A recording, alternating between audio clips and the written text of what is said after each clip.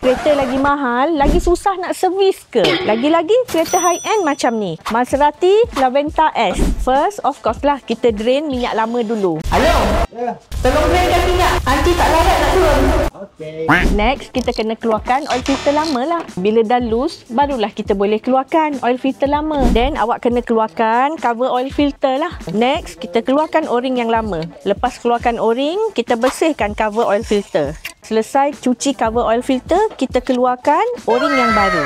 Okey, ini oil filter baru. Dalam dia ada o-ring yang baru.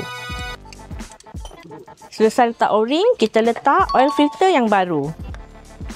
Bila dah letak cover, bolehlah kita masukkan ke dalam enjin. Bila dah masuk tu, barulah awak boleh ketatkan balik. Lepas buang minyak dan tukar oil filter baru, barulah boleh letak minyak yang baru.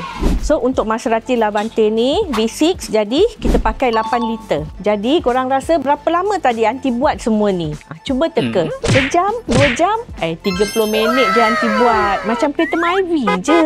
Jadi, tak semestinya kereta mahal lagi lama servis. Lebih kurang sama je. Asalkan ada enjin, ada tayar, Aunty boleh servis. Untuk Maserati Lavante S ni, yang pakai enjin V6, Aunty charge RM820 je untuk minor servis. Jadi, korang ada tak kereta-kereta mahal yang nak Aunty servis? Kalau ada, Roger je. Bija Auto Care.